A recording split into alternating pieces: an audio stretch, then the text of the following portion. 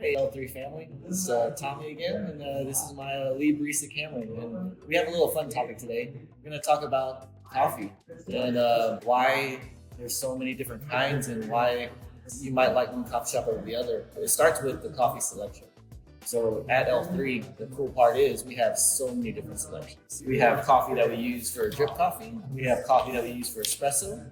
And the funny part is all these coffees can be interchanged from one brewing style to another. And it really depends on preference. There's a common misconception that there's like an espresso bean out there. There's nothing special about the roast or anything in particular about espresso that makes it an espresso bean. It just makes it ideal for that quality of a shot. The cool part is, at L3, we don't want to make it too difficult for you to find what coffee you like. So, when we do our espresso, we stick with the traditional espresso. This Hannah's that we use from Dillanos is very traditional, very chocolatey, and it works really amazing. The cool part is we're going to talk about espresso versus drip coffee and what our preferences are. So, Cameron, which do you like better? You like espressos more, or do you like drip coffee? Oh, I'm a big fan of espresso. You know that. I'm big into espresso. With the espressos, sometimes it's an acquired taste because sometimes it's very powerful, very intense in flavor. So that's why espresso is really popular. You can use steamed milk to make a nice latte or cappuccino.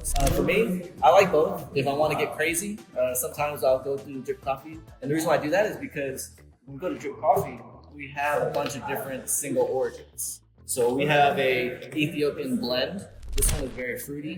One of my personal favorites. It's kind of out there. So it's not for everybody, but it's a really nice coffee to try. I would say at least once in a while. If you want something tried and true, really nice, Rio Azul or Guatemala is very traditional, very nice. And then for the coffee drinkers that like a really kick, a really good strong punch, we have our darker roast, our Tanzania, and our Nicaragua. Now, something to keep in mind about these is that at least in my own mind, I kind of categorize these as, do I want something that's going to be interesting and that I might not get from a classic coffee flavor, or do I want something that's going to be a little more reminiscent of what I like? The way I kind of break it up here. If this is going to be something interesting, this is going to be something interesting. These are going to feel a little bit more like whatever your mom and dad put on when you were a kid. These are both going to be a little bit closer to that chocolate taste, but they still have a lot of those notes that are going to be a little bit out there. I guess the big question we like to address is a lot of people have this conception that dark roast has more caffeine. That's not necessarily the case. The dark roast will taste stronger because it's going to taste a lot bolder, a lot heavier on the palate. But honestly, if you were to look at caffeine content, it really depends on bean type.